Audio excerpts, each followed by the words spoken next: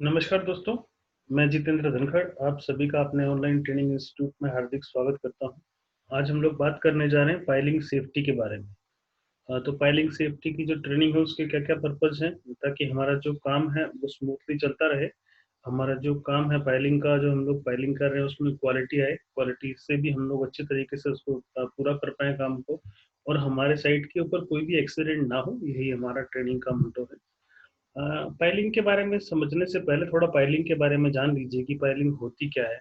Piling basically एक cylindrical एक आकार है जो कि ज़मीन के ऊपरी हिस्से से नीचे तक जाता है जहाँ पे कि हमें ठोस सरफेस ना मिले जब तक। चाहे वो ठोस सरफेस हमें 2 मीटर पे मिल जाए, चाहे 5 मीटर पे मिल जाए, चाहे 20 मीटर पे मिल जाए, चाहे 30 मीटर पे मिल जाए। जो भी हमारा हमारा जो बिल्डिंग है, हमारा जो स्ट्रक्चर जो हम लोग खड़ा करने जा रहे हैं, उसका जो लोड है, वो यहाँ पे आना चाहिए जो कि हमारा हार्ड सरफेस नीचे है ज़मीन के। तो हम लोग इस तरीके से काम करते हैं, हमारा जो पाइलिंग है वो इस तरीके से काम करती है। हमको जब तक बोर करना है, जब तक हमको ड्रिल करना है, जब तक कि हमें ये हार्ड सरफेस ना मिल जाए।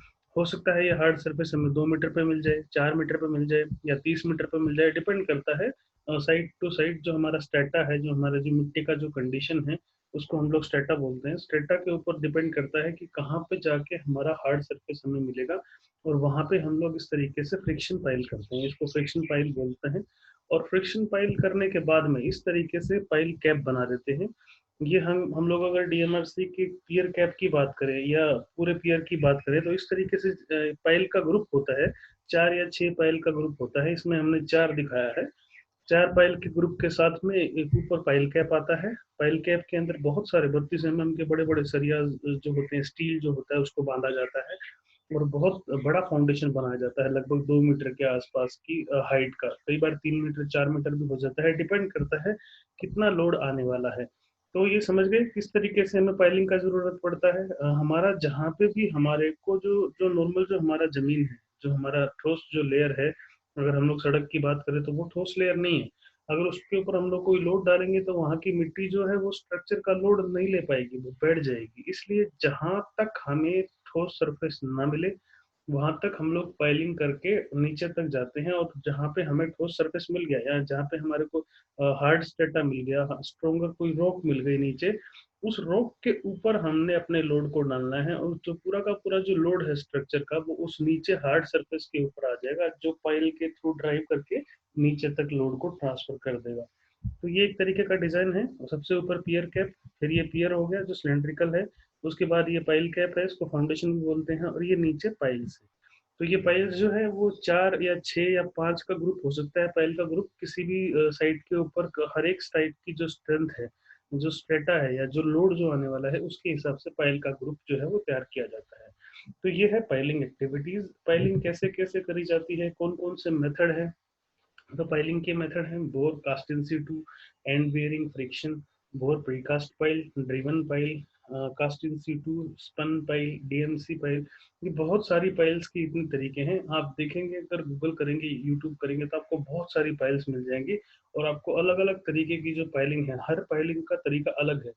लेकिन मेट्रो में और बहुत सी कंस्ट्रक्शन जो है जो आज की डेट में जो चल रहे हैं दिल्ली एनसीआर में, मुंबई में, यहाँ पे हम लोग फ्रिक्शन पाइलिंग करते हैं जो कि कास्ट इन सिटू है। ये बोर कास्ट इन सिटू हम लोग गड्ढा करके, ड्रिल करके, उसके अंदर छेद करके उसके अंदर कंक्रीट भर देते हैं और सरिये के साथ में पूरा नीचे से ऊपर तक खींच जाता है और हमारा जो हार्ड सरफेस है उसको टच करके जितना भी हमारा लोड है वो ग्राउंड में हम लोग डिस्ट्रीब्यूट कर देते हैं। तो किस तरीके से हम लोग करते हैं, ये हमारे कुछ रिग मशीन्स हैं, जैसे ये RT3 रिग है, ये रोटरी रिग है और ये लो ड्रिल रिग है। तो अलग अलग तरीके की रिग मशीन्स आती हैं। हमारी जो जो क्वालिटी है हमारा रिग मशीन्स की या जो हमारी जो टाइप्स जो है रिग के लिए, उसके लिए अलग अलग तरीके का रिग आता है। तो ये हमारा जो जितने भी आजकल जो हमारे मेजर जो कंस्ट्रक्शन जो प्रोजेक्ट चल रहे हैं वहाँ पे इस मशीन से हम लोग रोटरी रिग से हम लोग पाइलिंग करते हैं। ये मीट की भी आती है, ये मीट है, इसका ब्रांड है, ओरिजिनल इक्विपमेंट मैन्युफैक्चरर है मीट। इसके अलावा बहुत सारे और भी आजकल ब्रांड आ गए हैं जो कि इस तरीके की रोटरी रिग मशीन के थ्रू काम करते हैं। तो रोटरी रिग के बारे में थोड़ा समझ लीजिए, क्या है रोटरी रिग मशीन। ये ऊपर कैट हेड है, अगर नीचे से शुरू करेंगे तो ये हमारा स्पोर्केट है, ये हमारा ट्रैक है, रोलर्स हैं, ये हमारा जो है एक तरीके का ट्रैक पैड है, जिस तरीके से हमारा क्रोलर चेन है, इसको बोलते हैं हम लोग, इससे आगे पीछे मूव करेगा हमारा जो रिग मशीन है वो, ये हमारा ट्रैक चेन है जो कि आगे पीछे मूव करने के लिए इसको काम करेगा। ये इसका बॉडी है, यहाँ पे काउंटर वेट है, ये इसका आर्टिकुलेशन सिलेंडर है जो कि इसको मास्ट को ऊपर नीचे करने में हेल्प करेगा। ये हमारा मास्ट है, ये हमारा स्लाइडिंग पुली है जो कि हमारा जो वायर रोप है उसको ऊपर नीचे लेके जाएगी। ये हमारा वायर रोप है, डिपेंड करता है कितने साइज का हमारा वायर रोप है। लगभग जो है 1100 mm या 36 फीट की हाइट का इस तरीके से हम लोग जो वायर रोप है उसको लगाते हैं, लेकिन हर मशीन के हिसाब से अलग अलग वायर रोप्स लगाए जाते हैं। उसके बाद ये बीच का मास्ट है जो कि मिडल मास्ट हम लोग जिसको बोलते हैं, ये अपर मास्ट है, ये कैट हेड है, और ये पूरा का पूरा असेंबली है जो इसको जोड़ के रखेगा। ये पुली है, ये स्वाइवल है, ये कैली है। कैली जो है वो बहुत इंपॉर्टेंट रोल प्ले करती है। कैली जो होती है वही खुदाई करने का काम आती है, इसी के अंदर पूरी की पूरी यूनिट्स रहती हैं जो कि एम्बेडेड रहती है, और इसी से खुदाई का काम हम लोग करते हैं। उसके बाद ये पुल डाउन सिलेंडर्स हैं जो कि नीचे प्रेशर बनाते हैं, हाइड्रोलिक से प्रेशर क्रिएट करते हैं। ये हमारा रूटरी है, मेन काम जो है रूटरी का है। रूटरी को इस तरीके से समझिए जैसे अपने पंखे का मोटर है ना, इस तरीके से रूटरी काम करती है। जैसे पंखे की मोटर में आपने बहुत सारे वायर्स देखे होंगे, कॉपर वायर्स होते हैं। कूलर की मोटर ले लीजिए और उसके अंदर बहुत सारे कॉपर वायर होंगे, बीच में हमारा जो रोटरी की जो फ्रिक्शन है, हमारे जो मेन जो इंजन है, पिस्टन है, वो इसी का काम करता है। यहाँ से हमारा जो रोटरी है वो घुमाती है इसको। हमारा जो ओगर जो है वो घूमेगा, हमारा जो कैली है वो घूमेगा, और वो घूमने के बाद ही नीचे खुदाई का काम शुरू करेगा। उसके बाद ये अपना कैबिन है, ये लोअर मास्ट है, ये मास्ट है, ये जो हिस्सा है ये पूरा मास्ट का हिस्सा है। इसमें मिडिल मास्ट, अपर मास्ट और लोअर मास्ट है। ये हमारा कैबिन है जहाँ से हम लोग देख के काम करते हैं। ये ट्रैक चेन वापस आ गया यहीं से। तो ये हमारा रिग मशीन का एक बेसिक स्ट्रक्चर है, किस तरीके से रिग मशीन काम करती है। तो ये रोटरी रिग मशीन है, तो यहीं पे सारा का सारा कंट्रोल है, यही अपना पूरा का पूरा इसको घुमाती है। इसको जो ऑपरेटर है वो यहाँ से बैठ के ऑपरेट करता है इसको। उसके बाद यहाँ से इसको प्रेशर किया जाता है। ये पुल डाउन सिलेंडर है, इसको नीचे प्रेस जब करते हैं तो नीचे फोर्स लगता है, रोटरी इसको घुमाती है तो खुदाई होनी शुरू हो जाती है। तो ये हमारा रिग मशीन का एक बेसिक काम आ गया, किस तरीके से रिग मशीन काम करती है। उसके बाद स्पेसिफिकेशन है हाइड्रोलिक रोटरी रिग मशीन्स की। तो ग्रोस वेट जो होता है कैली के साथ में 60 टन का होता है, 60 टन, और विदाउट कैली होता है 52.3 टन। तो लगभग 8 टन के जो आसपास जो आपका वेट है वो कैली के अंदर ही है। तो कैली जो है वो बहुत स्ट्रॉन्ग मटेरियल की होती है, हैवी स्टील की होती है, और 8 टन का वेट मतलब अपने आप में ही एक बड़ा हाथी है वो। और पूरी मशीन को अगर देखें, 60 टन का जो वेट है उसको लेके आप इधर उधर घूम रहे हो तो अपने आप में एक बड़ा हजार है। जितनी बड़ी मशीन उतना बड़ा हजार, जितना बड़ा आप काम करने जा रहे हैं उतना ही बड़ा खतरा भी आपके साथ साथ में चल रहा है। उसके बाद टोटल ट्रैक का साइज क्या है, टोटल ट्रैक की लेंथ क्या है, 4.9 मीटर इसका लेंथ है। अगर दोनों ट्रैक्स को बाहर कर दिया जाए, फुल्ली एक्सटेंडेड कर दिया जाए, तो 4.3 मीटर के आसपास में आता है। और जो मास्ट की हम लोग जो बात कर रहे थे, मास्ट 20 मीटर के आसपास में, 21 मीटर के आसपास का मास्ट रहता है, जिसमें टेलीस्कोपिक तरीके से जो हमारा कैली है वो तीन उसके अंदर वो होते हैं। अगर 20 मीटर की हम लोग बात करें तो ये 30 मीटर तक, 40 मीटर तक हमारा सिंगल मशीन से हम लोग नीचे तक जाके उसकी खुदाई कर सकते हैं। तो मिनिमम जो वर्किंग प्लेस इसके लिए चाहिए, क्योंकि मशीन है हमारा हमारा मशीन घूमेगा भी, तो अगर इसका 4.3 मीटर इसका टोटल जो आउटर साइज है, तो उसको घूमने के लिए 8.5 मीटर के आसपास का एरिया चाहिए। इसीलिए जब हम लोग मेट्रो में काम करते हैं तो हमारा बेसिक रिक्वायरमेंट जो बैरिकेड बोर्ड लगाने का रहता है वो 9 मीटर के आसपास में रहता है, क्योंकि हमारी जो मशीन जो है, हमारी जो रिग मशीन है वो घूमेगी ही नहीं अगर 9 मीटर का एरिया हमारे पास होगा तो। और जब तक वो स्विंग नहीं करेगी तब तक वो काम नहीं हो पाएगा। आजकल थोड़ी सी बड़ी मशीन भी आ गई है जिनको 9 मीटर से भी बड़ा एरिया चाहिए। जैसे सैनी का है, सैनी में 10.5 मीटर आपको रेडियस चाहिए घूमने के लिए। तो अलग अलग जो मशीन है, अलग अलग जो रोटरी रिग्स है, उसके लिए अलग अलग स्पेसिफिकेशन है। जनरली हम लोग बात करें तो मीट मशीन के लिए आपको 9 मीटर का एरिया चाहिए। 9 मीटर में भी कई जगह ऐसी आ जाती है जहाँ पे कि कोई हिंड्रेंस आ गई, कोई पेड़ आ गया, कोई फाउंडेशन आ गई, कोई फुटपाथ आ गया, कोई ऐसा स्ट्रक्चर आ गया जिसको हमने बचा के रखना है, हटाना नहीं है, तो उस केस में हमारे को बैरिकेड बोर्ड खोल के रोड पे भी काम को करना पड़ता है। तो ये एक अपने आप में हजार हो जाता है, क्योंकि इतनी बड़ी मशीन को आप लेके रोड के ऊपर काम कर रहे हैं, जहाँ पे कि लाइव ट्रैफिक चल रहा है, तो ये अपने आप एक खतरनाक सिचुएशन क्रिएट हो जाती है। इस तरीके से कभी भी कोई भी दुर्घटना हो सकती है। रोड रोड जो यूजर्स हैं उनके साथ में किसी ने आके टक्कर मार दी, वो हजार्ड्स हैं, उसके बारे में बात करेंगे, किस किस तरीके का हजार्ड है और उसको कैसे हम लोग कंट्रोल करेंगे। तो ये कुछ सेफ्टी के डिवाइसेस हैं रिग मशीन के अंदर। ये हमारा इमरजेंसी स्टॉप है, ये ऑपरेटर के लिए है। और उसके बाद में हमारा आर्टिकुलेशन लिमिट स्विचेस हैं, जैसे हमारा जो मास्ट है उसको डाउन करने के लिए कंट्रोल करता है, तो लिमिट स्विच है। एक लिमिट के बाद ये बंद हो जाता है, ऑटोमेटिक कट ऑफ हो जाते हैं। तो बहुत सारे लिमिट स्विचेस हैं इसके अंदर से, ये सेफ्टी डिवाइसेस हैं। ऊपर अगर बात करें ओवर होस्ट की, तो वहाँ पे एक लिमिट स्विच है। ओवर होस्ट के बैक साइड में बात करें तो वहाँ पे एक लिमिट स्विच है। वायर रोप के अंदर एक लिमिट स्विच दिया हुआ है। वायर रोप के ड्रम के अंदर एक लिमिट स्विच दिया हुआ है। और अपना जो बाहर का जो एरिया है जहाँ पे आपका काउंटर वेट की तरफ है, वहाँ पे भी एक इमरजेंसी स्टॉप आपको दिया गया, ताकि अगर कोई आदमी आना जाना चाहता है, अगर कोई प्रॉब्लम हो गई या कोई ऑपरेटर अंदर नहीं है, तो उसको बाहर से भी हम लोग बंद कर सकते हैं हमारी मशीन को। तो ये हमारे ड्रिलिंग के टूल क्या क्या है। रोटरी रिग मशीन के जो टूल्स हैं, वो ड्रिलिंग टूल दो तरीके के हैं, ओगर है और बकेट है। ओगर में कई तरीके का ओगर आता है, जैसे अगर हार्ड रॉक है तो आपको ओगर वाला रॉक चाहिए, रॉक वाला ओगर चाहिए। अगर नॉर्मल सोयल या सैंड के अंदर आप ड्रिलिंग करना चाहते हो तो आपको सोयल ओगर चाहिए। अगर आपका ऐसा स्ट्रक्चर है जिसमें आप बेंटोनाइट मिक्स करके आप घोल बना के पाइलिंग करना चाहते हैं, तो आपको बेंटोनाइट ओगर चाहिए। आप या फिर आपको डिपेंड करता है कोर बैरल चाहिए। तो ये अलग अलग तरीका है। ये बकेट्स भी उसी तरीके से हैं। अगर आपका नॉर्मल हार्ड रॉक है तो आपको रॉक बकेट चाहिए। नॉर्मल सोयल है, सैंडी सोयल है, तो सोयल बकेट चाहिए और क्लीनिंग बकेट चाहिए। तो उसको हम लोग आगे डिस्कस करेंगे किस तरीके की ये होती हैं। जैसे ये ड्रिलिंग टूल है, रोटरी रिग का ओवर है।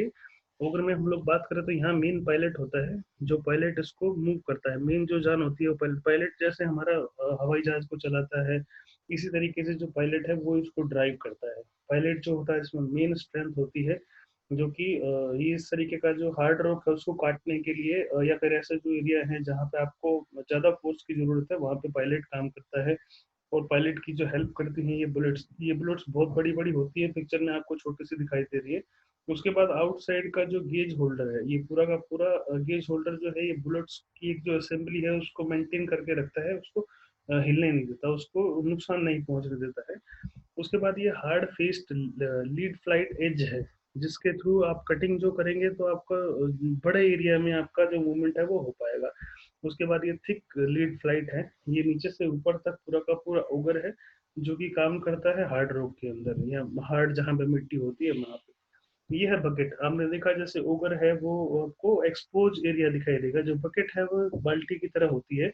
बाल्टी के अंदर भी कई सारे टूल्स हैं, जैसे आपका रॉक कटर के लिए अलग आपने टूल दे दिया, डर्ट कटर के लिए अलग बॉटम दे दिया, या क्लीन आउट जो है सफाई करने के लिए आपने अलग दे दिया। तो ये बकेट जो है, इनकी जो असेंबलीज है वो अलग अलग होती हैं। इनकी जो किट्स हैं वो अलग अलग होती हैं। वो डिपेंड करता है सिचुएशन के ऊपर, आपका जो मिट्टी है उसका लेयर कैसा है, आपका जो एरिया है उसमें कैसा स्ट्रेंथ है, उस स्ट्रेंथ के हिसाब से आप ओगर या बकेट चूज करते हैं। वो डिपेंड करता है आपके ऊपर। तो हमारा जो बुलेट पॉइंट्स क्या क्या है, रिग मशीन के अंदर सेफ्टी क्या क्या देखेंगे, तो रिग मशीन जो है वो प्रॉपर लेवल पे होनी चाहिए। जब भी हम कहीं काम करें तो उसको स्पिरिट लेवल आजकल मशीन्स के अंदर ही आ गए हैं। अगर नहीं है तो आप देख के आपको पता लग जाता है कि मशीन स्टेबल है, लेवल है, फर्म कंडीशन में खड़ी हुई है। हमारा जो टूल डाया है, हमारा ओगर बकेट, वो उसी के हिसाब से होना चाहिए जितना कि आपका पायल का डाया है। जितना कि आप बोर मारना चाहते हैं उसी के हिसाब से आपको ओवर चूज करना पड़ते हैं। आपका जो केसिंग है वो वर्टिकल होना चाहिए। केसिंग जो होता है एक लोहे का बड़ा सा पाइप रहता है, जिसको हम लोग एक्सकेवेट करने के बाद में जब हम बोर मारते हैं तो उसके बाद हम लोग उसको लगाते हैं केसिंग को। जो केसिंग जो आप लगाएंगे वो स्प्लिट लेवल होना चाहिए, सीधी होनी चाहिए, बिल्कुल वर्टिकल कंडीशन में। आपका जो बोरिंग करते हुए आपका जो सोयल है, जो एक्स्ट्रा जो सोयल है, उसको आपने मूव करते रहना, उसको क्लीन करते रहना है लगातार। और जब आपको सोयल के अंदर काम कर रहे हैं तो सोयल वाला बकेट यूज करेंगे या सोयल वाला ओगर यूज करेंगे। और रोक के अंदर अगर काम कर रहे हैं तो रोक का ओगर या रोक का बकेट यूज कर सकते हैं। तो आपको इनिशिएशन जो है, जो इनिशियल जो बोर है, जब स्टार्टिंग जब आप बोर करने की करेंगे 5 मीटर तक के आसपास का जो एरिया है, 0 मीटर से 5 मीटर तक जाएंगे, तो बहुत ही सावधानी बरतनी है, क्योंकि ये एक ऐसा एरिया है जहाँ पे भी बहुत सारे खतरे हो सकते हैं। जैसे कोई अंडरग्राउंड यूटिलिटीज आ गई, आप शुरू में आपने बोर मारना शुरू किया 3 मीटर 4 मीटर चलने के बाद में, वैसे तो हम लोग पहले ट्रेंचिंग करते हैं, पाइलिंग से पहले हम लोग ट्रेंचिंग करते हैं ताकि वहाँ पे कोई अंडरग्राउंड यूटिलिटीज ना हो। फिर भी कई बार ऐसा सीन हो जाता है कि यूटिलिटीज जो होती है वो बहुत ज्यादा गहराई में मिलती है, तो उसका पता नहीं होता है, तो यूटिलिटी पंचर होने का बहुत बड़ा खतरा रहता है। और 5 मीटर तक का जो एरिया है वो इस तरीके का रहता है कि आपको बार बार चेक करना पड़ता है उसको आके कि सीधा जा रहा है कि नहीं जा रहा है, आपका जो रॉक की क्वालिटी है वो कैसी है, किस तरीके का आप ओवर चूज करेंगे, तो बार बार उसके पास जाके उसको चेक करना पड़ता है। कोई ऑपरेटर है या हेल्पर है जो आपको, या सुपरवाइजर है कोई, या कोई ऐसा इंजीनियर है जो आपको गाइड कर रहा है, वो उसके अंदर गिर सकता है जब आप खुदाई कर रहे हैं वहाँ पे। उसके साथ के आसपास की जो मिट्टी है वो वहीं इकट्ठी हो जाती है। तो 0 से जो 5 मीटर तक का जो आपका बोरिंग है वो बहुत ही क्रिटिकल है। उसके बाद तो आप केसिंग लगा देते हो, तो केसिंग जो है वो अपने आप प्रिवेंट कर देता है, फुल प्रोटेक्शन जो है वहां से उसको मिल जाती है। तो एक बार आपका बोर फाइनल हो गया तो आपके बाद कोर बैरल को इंसर्ट कर दीजिए आप। उसके बाद अगर कोई ऑब्स्ट्रक्शन आती है कोर बैरल के बाद में, तो आप कंफर्मेशन कर सकते हैं कि किस तरीके से यहाँ पे काम करना है, अपना जो सुपरवाइजर है उससे आप पूछ सकते हैं। उसके बाद जो आपका वर्क प्लेस है, वो बड़ा ही रेस्ट्रिक्टेड है, मतलब उसमें उसमें इस तरीके के खतरे हो सकते हैं, जैसे कोई भी गाड़ी आ गई, या ऊपर कोई ओवरहेड लाइंस आ गई, या अंडरग्राउंड यूटिलिटीज हो गई, कोई इलेक्ट्रिकल केबल आ गई, या एक मशीन की जो मार्च कर रहे हैं जब हम लोग, तो भी अपने आप एक बड़ा खतरा हो जाता है।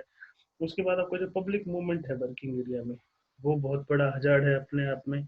और मानसून में जब आप काम करते हैं तो ये सारे के सारे हजार्ड्स हैं, हर्डल्स हैं, जो कि आपको काम करते करते आ सकती हैं, काम के दौरान आ सकती हैं। तो आपने ध्यान देना है कि ये जो हर्डल्स हैं उसको सेफली हम लोगों को डील करना है। तो इस तरीके से ये जो हर्डल्स हैं अगर इनको अच्छे से डील ना किया जाए तो ऐसी दुर्घटना हो सकती है। जैसे ये एक एक्सीडेंट है जहाँ पे जो रिग मशीन है वो बैठ गई थी, जो हमारा एडजेसेंट जो बिल्डिंग है उसके ऊपर जाके टकरा गई थी। तो ये जो है एक्सीडेंट, ये मुंबई का ही है। हमारा जो मराठा मंदिर सिनेमा है मुंबई सेंट्रल के पास में, वहाँ का एक एक्सीडेंट है जहाँ पर एक रिग मशीन जो थी वो टिल्ट हो गई थी, गिरी नहीं थी, पूरी तरीके से टिल्ट हो गई थी, बिल्डिंग के ऊपर आ गई थी।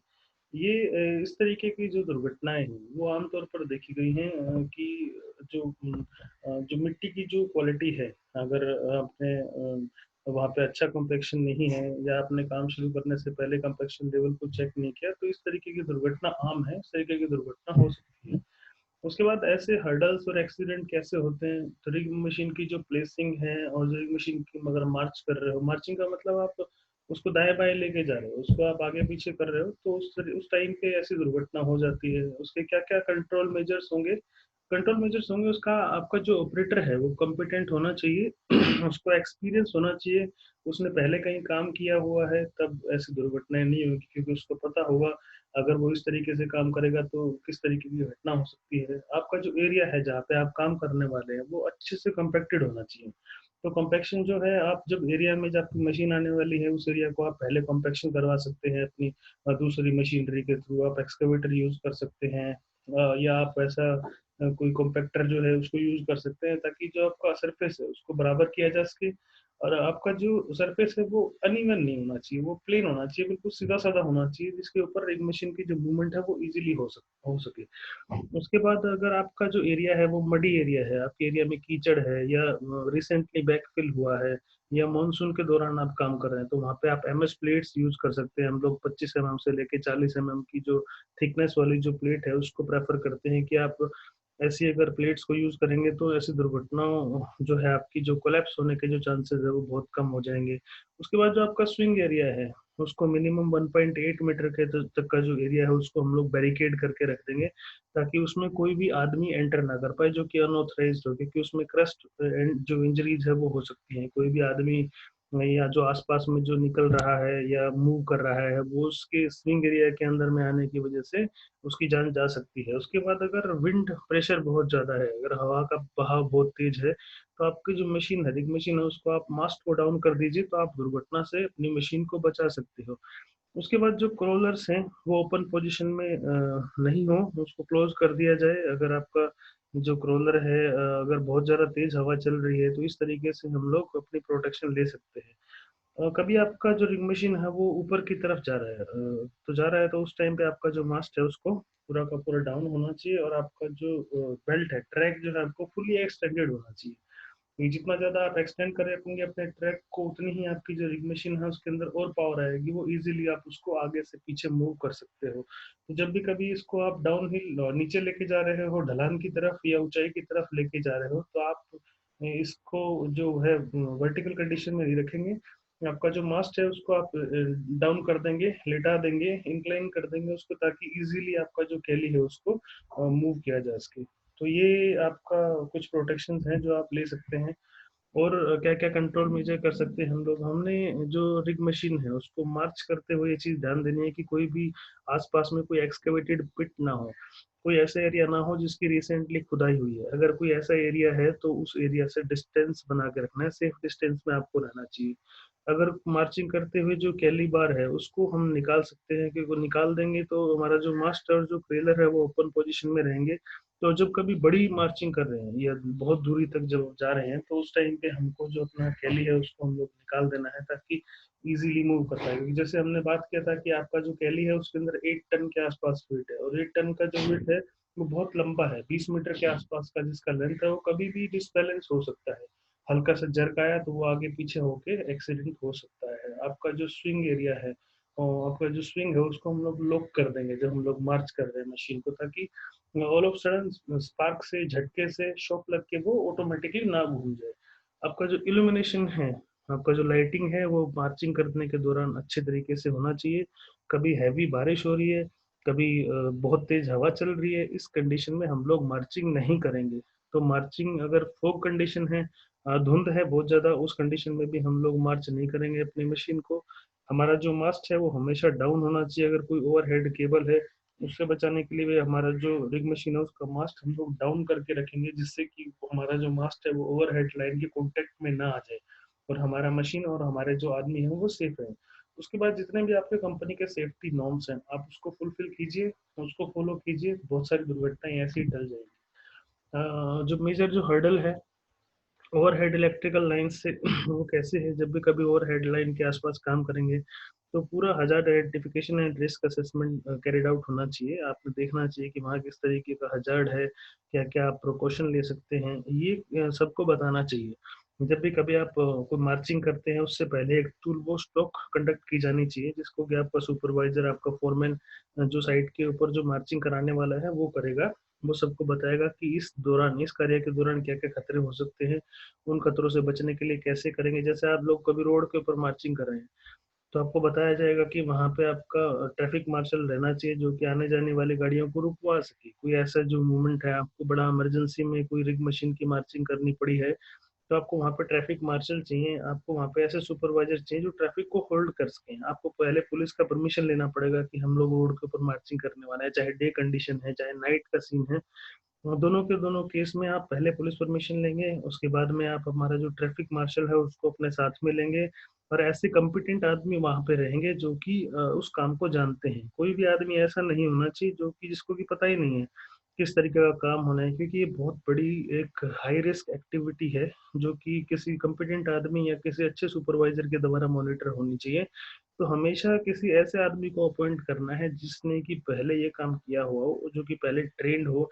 जितने भी वर्कर वहाँ काम कर रहे हैं उनको सबकी ट्रेनिंग होनी चाहिए, और वो अच्छे तरह ट्रेंड है तो आपके दुर्घटनाओं के जो खतरे हैं वो ऑलरेडी कम हो जाएंगे।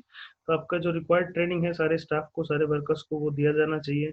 और शॉक रेजिस्टेंस के लिए अपने जो आदमी है उनको हम लोग पर्सनल प्रोटेक्टिव इक्विपमेंट दे सकते हैं, जैसे सेफ्टी शूज हो गया, गम बूट हो गए, हैंड ग्लव्स हो गए। तो उनको हम लोग अपने ऑपरेटर जो है उसको दे सकते हैं, अपने सिग्नल मैन को दे सकते हैं, और हमारे आसपास में जो वर्कर्स जो काम कर रहे हैं उसको दे सकते हैं। जब भी कभी ऐसे एरिया में जा रहे हैं तो हम लोग पोस्टर्स को यूज कर सकते हैं, सेफ्टी साइनेज लगा सकते हैं, या वार्निंग साइन दे सकते हैं कि आगे ओवरहेड पावर लाइन्स है, यहाँ पे जरा एक्स्ट्रा प्रिकॉशन दी जाए या ध्यान से देखा जाए। तो जब भी कभी इस तरीके का काम कर रहे हो, जो कोई हाई रिस्क एक्टिविटी आप कर रहे हैं, तो वहाँ पे फर्स्ट एड का होना चाहिए। वहाँ पे आपको एम्बुलेंस खड़ी रहनी थी चाहिए, ताकि कोई एक्सीडेंट हो जाए तो आपका जो नियर बाई हॉस्पिटल है वहाँ पे इंजर्ड आदमी को लेके जाया जा सके इमरजेंसी कंडीशन में। जितना भी अगर आप काम करेंगे इस तरीके का, अगर आपको मजबूरी ही है कि आपको ऐसे हाई टेंशन लाइन के अंदर काम करना पड़ ही रहा है, तो आप कोशिश कीजिए कि पहले उसको शट डाउन लीजिए, शट डाउन के बाद आप कर सकते हैं। और कभी भी रेनी सीजन में ऐसे काम को नहीं करना चाहिए जबकि हाई टेंशन वायर पे आप काम करना है। तो रेनी सीजन में इन सब चीज़ों को अलाउड नहीं करना चाहिए, इनको परमिट नहीं करना चाहिए। तो ये हर्डल्स हैं, कंट्रोल मेजर हैं, हाईलाइन के अंदर कैसे काम करेंगे। तो ये आपको ध्यान रखना है कि कोई भी ऐसा इलेक्ट्रिसिटी है, जब हाईलाइन की अगर हम लोग बात करेंगे, ओवरहेड लाइन पे हम लोग बात करेंगे, तो वहां पे हमने किसी भी अननेसेसरी मूवमेंट को नहीं होने देना है। उसके बाद दूसरे हर्डल्स क्या क्या है, जब आप काम करने जा रहे हैं तो अंडरग्राउंड कोई भी यूटिलिटीज हो सकती है। अंडरग्राउंड जो यूटिलिटीज है उसमें आपकी कोई भी केबल हो सकती है इलेक्ट्रिकल की, आपका कोई पाइपलाइन हो सकता है, सीएनजी पीएनजी की पाइपलाइन हो सकती है, वाटर की लाइन हो सकती है। तो जब भी कभी काम करें पहले ट्रेंच मार्किंग जरूर कराएं। ट्रेंचिंग करने के बाद में आपको पता लग जाता है कि 3 मीटर के आसपास तक का ट्रेंचिंग किया जाता है, कि 3 मीटर तक कोई भी अंडरग्राउंड यूटिलिटीज नहीं है। अगर ऐसी कोई यूटिलिटीज आपने पहले ट्रेंच मार्किंग कर दी है, उसके बाद में आप वहाँ पे पाइलिंग काम शुरू कर सकते हैं। जब भी कभी कोई ऐसा केबल आपको दिखाई दे काम करते हुए, तो आपने उसको डायरेक्ट खुद डील नहीं करना है, क्योंकि उसके अंदर करंट हो सकता है। अगर कोई ऐसा है तो आप जो भी ऑथराइज जो एजेंसीज हैं, जो कि ऑथराइज बोर्ड्स हैं, उनको आप बुलाइए, उनको आप बताइए कि भाई ऐसे हमारे पास में ये इलेक्ट्रिकल जो लाइन है वो एक्सपोज हुई है, आप देख लीजिए, बता दीजिए कि ये लाइव है कि डेड है। कभी भी किसी भी केबल को ऐसे नहीं सोचना चाहिए कि ये डेड है या पुरानी वायर है। हर एक लाइन को ऐसे सोचना चाहिए कि ये चार्ज कंडीशन में है, इसके अंदर करंट है, और उसको लाइव कंसिडर करना चाहिए, क्योंकि उसके अंदर कभी भी कुछ भी हो सकता है। तो जो भी अगर कोई भी केबल अगर ऐसी एक्सपोज हो जाती है, तो आपने उसको ऐसा कोशिश नहीं करना है कि अपने हाथ से उसको हटा पाए। उसके लिए आपका जो बोर्ड है, जो आपका जो मैनेजमेंट है, उससे बात कीजिए।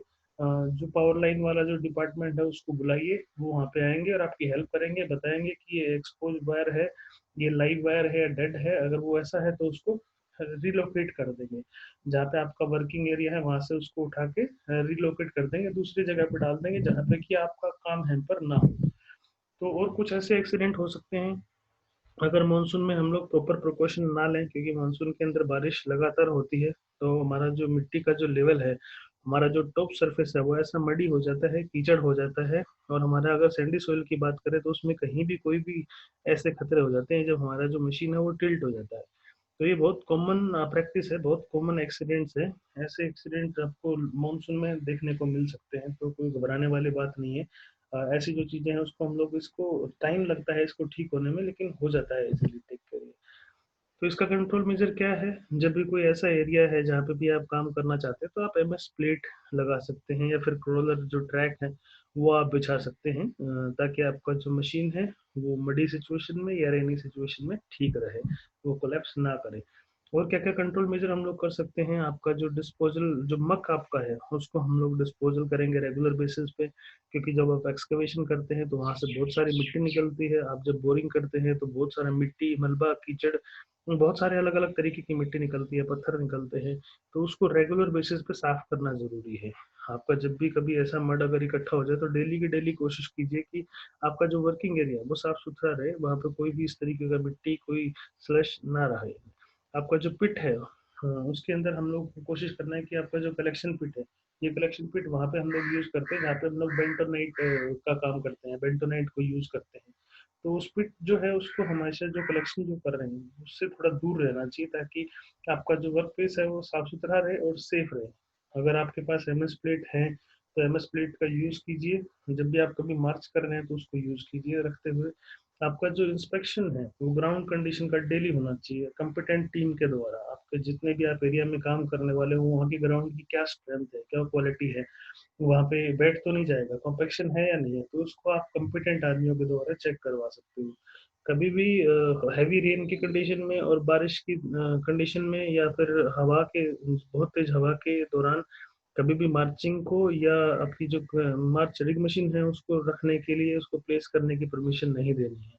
आपका जो रिग मशीन है उसको हम लोग हाई विंड के केस में नीचे रखेंगे, उसका जो मास्ट है उसको डाउन कर देंगे, ताकि आधी तूफान से उसको कुछ फर्क ना पड़े।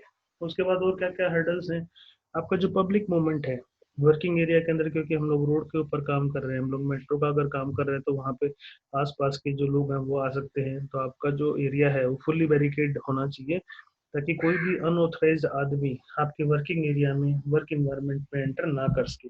क्योंकि जब आप इतनी बड़ी मशीन को आप यूज कर रहे हो तो यहाँ पे स्विंग एरिया है आपका, और स्विंग एरिया के कॉन्टेक्ट में आके किसी भी आदमी की जान जा सकती है। मान लीजिए जो आउटसाइडर्स हैं वो यहाँ पे घूम रहे हैं तो ये स्विंग एरिया के अंदर आ सकते हैं।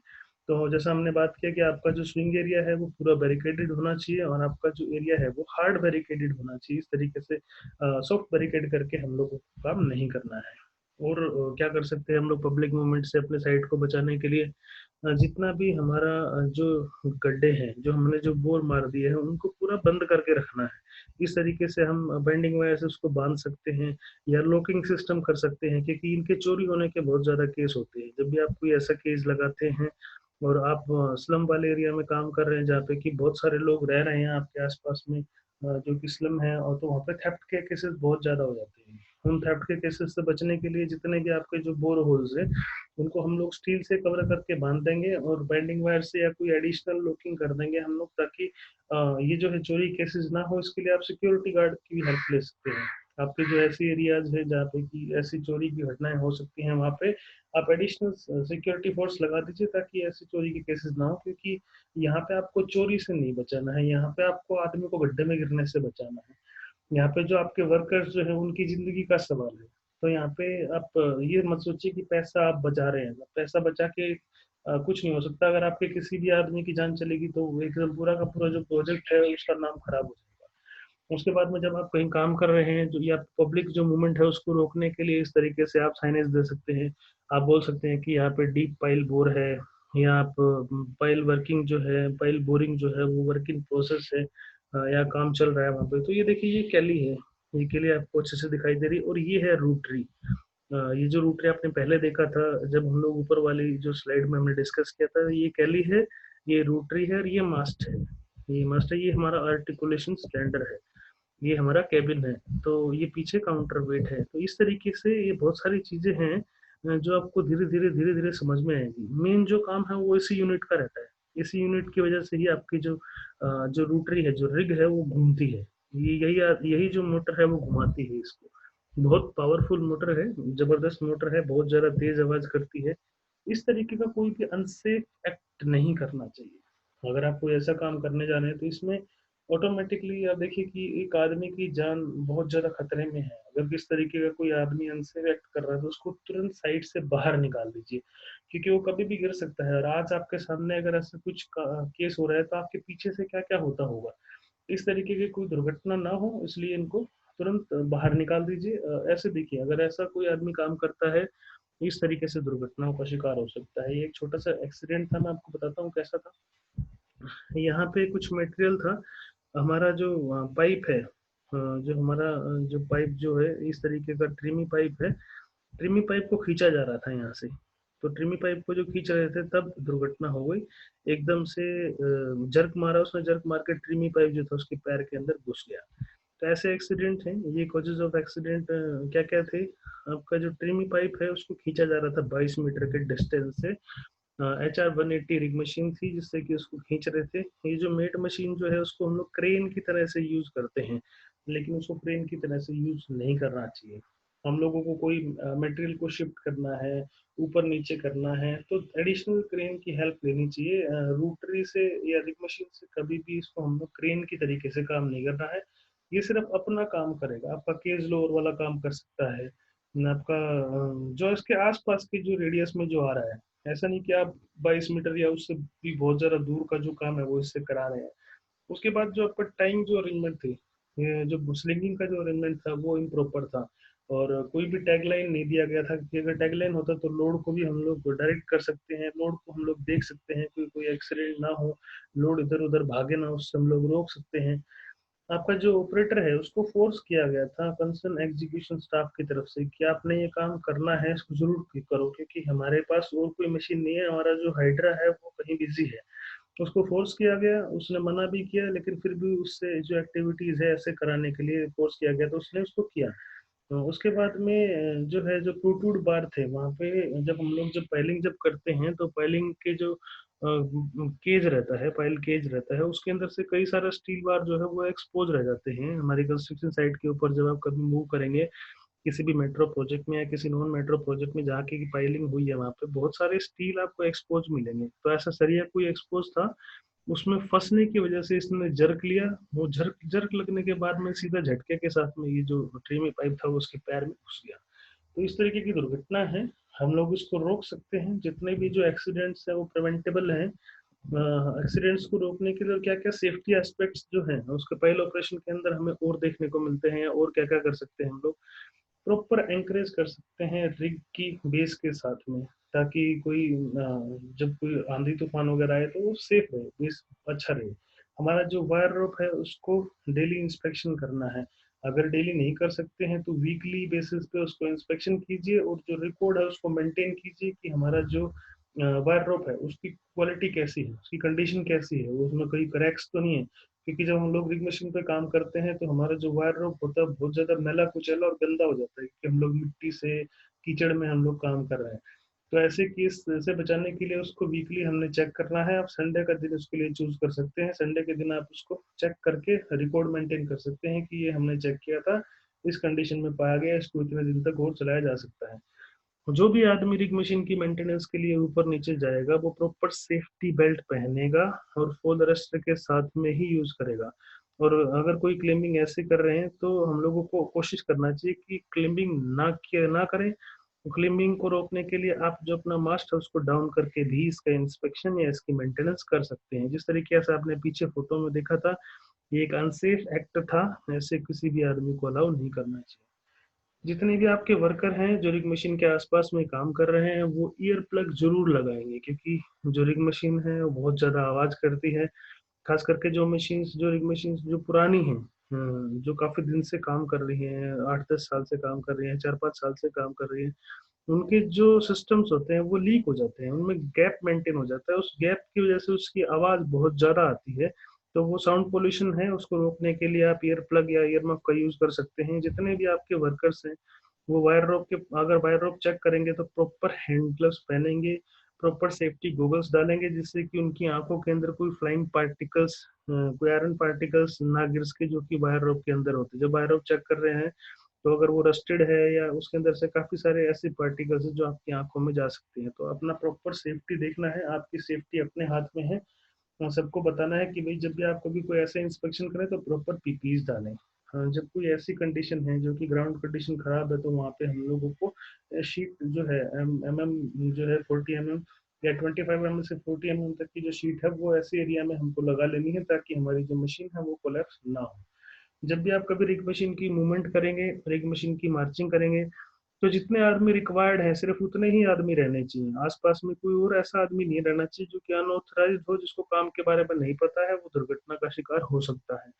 जो भी आपके वर्कर ऊपर नीचे जाएंगे वो proper safety belt full body harness लगा के जाएंगे, और उसको अच्छे तरीके से अटैच करेंगे। आपके जो सेफ्टी हार्नेस है उसको अच्छी जगह पे एंकर करेंगे, जो कि सपोर्टेड हो, सेफ और सिक्योर जगह पे उसको बांधेंगे।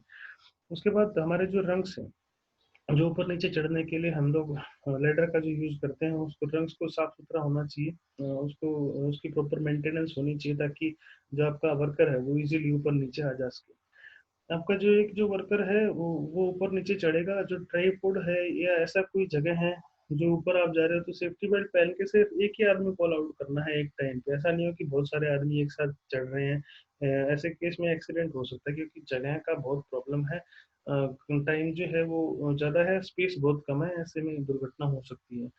आपका जो बेंटोनाइट पिट है, अगर आप बेंटोनाइट से अगर आप काम कर रहे हैं तो बेंटोनाइट पिट को सेफेस्ट रखना चाहिए। उसका जो डिस्टेंस है वो उचित होना चाहिए, ताकि कोई भी आपका आदमी जो है वो बोर होल के पास में जाके उसको कोलैप्स ना कर पाए, या फिर उसको फुल प्रोटेक्शन आराम से मिल जाए। तो बेंटोनाइट पिट जो आपका पूरी तरीके से कवर होना चाहिए और कनेक्टेड होना चाहिए आपके बोर के साथ में, चैनल के साथ। अगर आपका कोई आदमी आना जाना चाहता है तो उसके पास में उसको जाके चेक कर सकता है प्रॉपर सेफ्टी मेजर लेके। जितने भी आपके आदमी काम कर रहे हैं किसी भी रिग मशीन के ऊपर, वो सारे के सारे ट्रेंड होने चाहिए, कम्पिटेंट होना चाहिए। उससे आपकी जो दुर्घटनाएं हैं उसके खतरे बहुत कम हो जाते हैं। कभी भी जब ओगर या बकेट कोई चेंज करेंगे तो प्रॉपर सेफ्टी लॉक लगाएंगे, अगर लॉकिंग सिस्टम नहीं है तो काम को अलाउ नहीं करना है, उसको प्रॉपर लॉकिंग करने के बाद ही आप किसी काम को अलाउ कर पाते हैं। जितनी भी आपकी जो एक मशीन्स है, क्योंकि हमने बोला कि इसकी हाइट बहुत ज़्यादा है, 20 मीटर के आसपास, 21 मीटर के आसपास की आपकी हाइट है। उतनी हाइट से अगर ऊपर से कोई बोल्ट गिरता है, छोटा सा बोल्ट गिरता है, तो 21 मीटर की हाइट से अगर कोई बोल्ट गिरता है तो आपका हेलमेट जो है उसको फाड़ के सिर के अंदर तक घुस सकता है। तो कोई भी आदमी जो अनऑथराइज्ड है, जब भी कभी मशीन की मूवमेंट हो रही है, मशीन वर्किंग में है, आप काम कर रहे हो, उससे आप ड्रिल कर रहे हो, आप बोरिंग कर रहे हो, उस टाइम पे आस-पास में कोई भी आदमी नहीं रहना चाहिए, क्योंकि उसके ऊपर गिर के छोटा से छोटा एक बोल्ट भी किसी भी आदमी की जान ले सकता है। तो उसको हमने देखना है, कोई भी अनवांटेड आदमी उस एरिया में नहीं होना चाहिए जहाँ पे भी आपका काम चल रहा हो। उसके बाद आपके जो एडजेसेंट जो एरिया है, आसपास के जो स्ट्रक्चर हैं, जो बिल्डिंग है, उनको किस तरीके का नुकसान हो सकता है, उन पे क्या-क्या, किस-किस तरीके का इफ़ेक्ट पहुँच सकता है। तो ये देखिए, फाइलिंग जो ऑपरेशंस हैं वो बहुत ज़्यादा इफ़ेक्ट करते हैं, क्योंकि हमने यहाँ बात करी कि जब तक हमें हार्ड सरफेस नहीं मिलता है, जब तक हमको बोरिंग करना पड़ेगा। तो बोरिंग करते हुए हमारे को जब हार्ड सरफेस मतलब रॉक जब मिल जाता है, तब हम लोग को वो काम बंद करना है। तो रॉक की कंडीशन, जब हम लोग रॉक के ऊपर जब हमारा रूटरी घूमता है, रॉक के ऊपर जब हमारा ओवर आता है, तो बहुत हेवी वाइब्रेशन होती है, बहुत ज़्यादा आवाज़ आती है। तो आसपास की जो बिल्डिंग्स हैं, उसमें क्रैक्स आ सकते हैं, उसमें अर्थक्वेक की तरह आपको फील होगा कि यहाँ पे अर्थक्वेक आया हुआ है। इस तरीके से आपको बहुत एक्स्ट्रा केयर लेनी है जब भी कभी पाइलिंग चल रही है।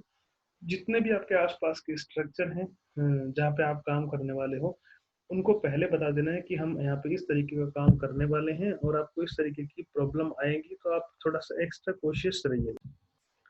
उसके बाद जो आप फाइलिंग, जो आपके प्रोसीजर हैं, जो आपके एसओपीज जो हैं, उसको हमने अच्छे तरीके से मेंटेन करना है, क्योंकि जहाँ पे हमने बात करी थी, जब आप कभी ऐसे रिग मशीन से काम करेंगे तो हैवी नॉइस होगा और बहुत ज़्यादा डस्ट होगा। तो डस्ट पोल्यूशन, नॉइस पोल्यूशन के लिए प्रॉपर जो है सेफ्टी जो मेजर्स हैं वो अडॉप्ट कर लेने चाहिए, ताकि ऐसी जो दुर्घटनाएं हैं, ऐसी जो असावधानी है, उससे बचा जा सके, ऐसी असुविधा से बचा जा सके। जो नॉइस जो इफेक्ट्स है, उसका जो आसपास के जो लोग रह रहे हैं वहाँ पे, उनको बहुत ज़्यादा इफेक्ट पड़ेगा उसको। आपका जितने भी आपका जो रिग मशीन है, वो किसी और दूसरे स्ट्रक्चर के ऊपर कोलैप्स कर सकती है। जैसे कि आपने पिछली फोटो में देखा था कि एक रिग मशीन एक बिल्डिंग के ऊपर गिर गई थी। आपका जो मग का जो डिस्पोजल है, क्योंकि आप ड्रिल कर रहे हो, तो बोर कर रहे हो, या ड्रिलिंग बोरिंग के दौरान जब आपका बहुत सारा मिट्टी निकलेगा, तो उस मिट्टी को रेगुलरली डिस्पोज ऑफ करना है। आस-पास की जो बिल्डिंग है उसको प्रॉपर सपोर्ट देना है, ताकि वो गिरे ना, कोलैप्स ना करें। उसके शीट पाइल कर सकते हैं उसको रोकने के लिए, शोरिंग कर सकते हैं, ब्रेसिंग कर सकते हैं। किसी भी तरीके से ऐसा इंश्योर करना है कि आपका जो आस-पास की जो बिल्डिंग है, वो प्रॉपर आपका सेफ रहे, उसको स्टेबल रहे, आपका जो स्ट्रक्चर है उसको किसी भी तरीके से नुकसान नहीं पहुँचना चाहिए। उसके बाद आपका जो आपके वर्कर जो काम कर रहे हैं आसपास में, किसी भी आदमी को किसी भी तरीके की इंजरी ना हो, ये हमारा मेन गोल होना चाहिए। तो आज के लिए मेरी तरफ से इतना ही। आशा करता हूँ आपको वीडियो अच्छी लगी होगी। अगर अच्छी लगे तो उसको लाइक कीजिए, शेयर कीजिए, सब्सक्राइब कीजिए। Thank you so much for watching. जय हिंद, जय भारत।